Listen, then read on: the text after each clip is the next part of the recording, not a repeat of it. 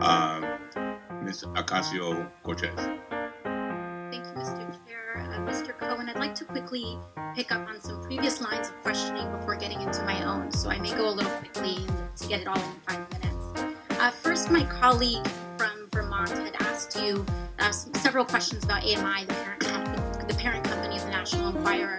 And in that, you mentioned a treasure trove, a quote, treasure trove of documents in David Pecker's office relating to information assembled from all these catch and kill operations against people who potentially had damaging information on the president. You also mentioned that the president was very concerned about the whereabouts of these documents and who possessed them. Does that treasure trove of documents still exist? I don't know. I had asked David Pecker for them. So you would say the person who knows the whereabouts of these documents would be David Pecker? David Pecker, Barry Levine, or Dylan Howard. Okay, thank you. Secondly, I want to ask a little bit about your conversation with my colleague from Missouri about asset inflation. To your knowledge, did the president ever provide inflated assets to an insurance company? Yes. Who else knows that the president did this? Alan Weisselberg, Ron Lieberman, and Matthew Calamari.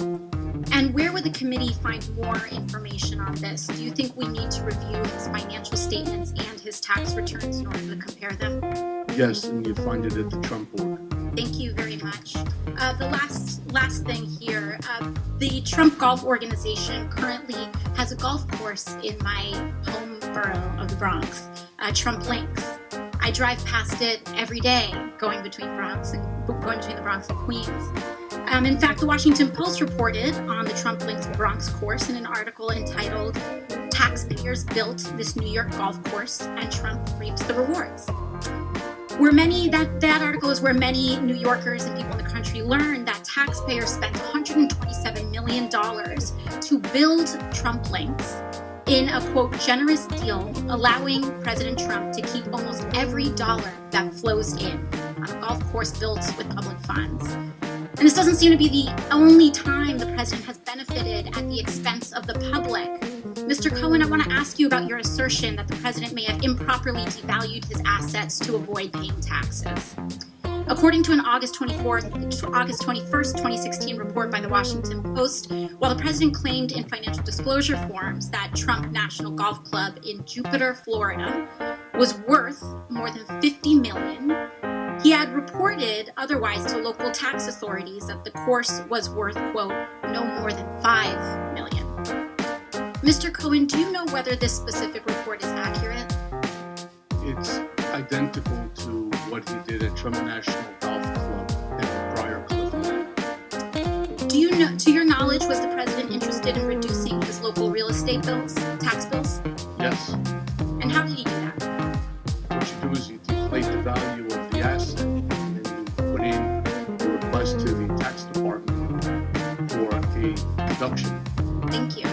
Now, in October 2018, the New York Times revealed that, quote, President Trump participated in dubious tax schemes during the 1990s, including instances of outright fraud that greatly increased the fortune he received from his parents. It further stated from Mr. Trump, quote, he also helped formulate a strategy to undervalue his parents' real estate holdings by hundreds of millions of dollars on tax returns, sharply reducing his tax bill when those properties were transferred to him and his siblings. Mr. Cohen, do you know whether that specific report is accurate? I don't. I wasn't there in the 1990s. Who would know the answer to those questions? Alan Weisselberg. And would it help for the committee to obtain federal and state tax returns from the president and his company to address that discrepancy? I believe so. Thank you very much. I yield the rest of my time to the chair.